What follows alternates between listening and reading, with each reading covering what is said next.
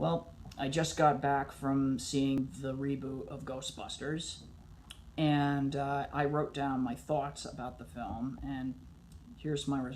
And the truth is, I actually liked it. Now, did I say love? No, I said like. There's a huge difference here.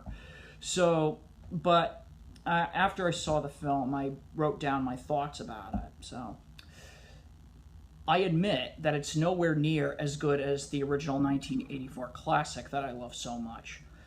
But the truth is, it didn't have to be. I agree that it's not everyone's cup of tea. It won't be everyone's cup of tea.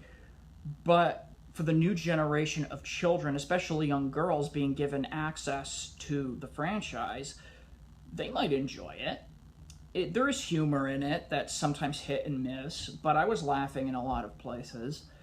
It also has its fair share of scary moments. So kids who are very, very young might be scared of some moments in the film.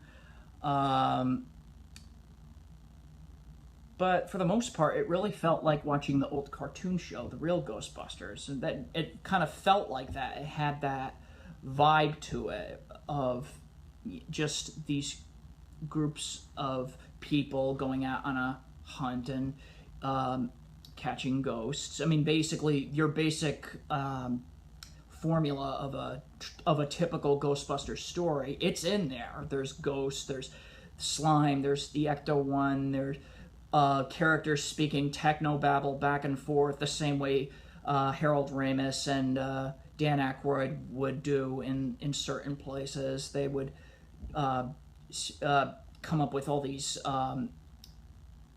metaphysical explanations and such. And I mean, it's in there. It's in the dialogue. I mean, and the truth is, not a whole lot of footage that was in the trailer that people hated so much are actually in the final film. They usually do use different takes of it or just remove it from the picture entirely. But for the most part, it's a lot of new stuff. The four girls did their jobs really well, but I really love Katie McKinnon. I mean, she was just as weird as they come.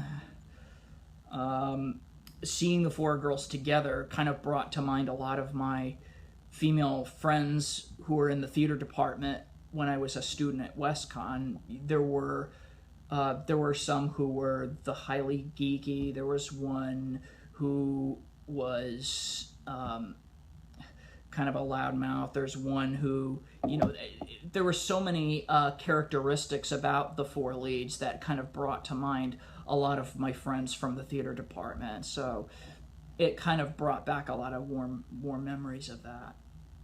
But all in all, the movie was okay. That's all it was. It was only okay. Do I hate it? No. Was it as bad as people were predicting it would be? No. Trust me, it could have been far worse. For one thing, the four leads would have been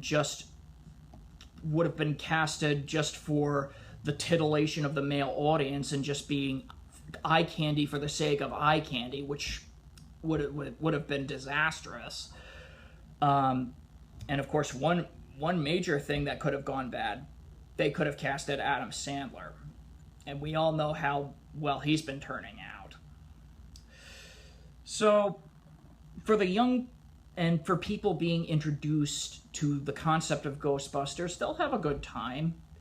But nevertheless, I'm seeing it again. And I'm taking a friend from WestCon with me. So, those are my thoughts. Keep in touch.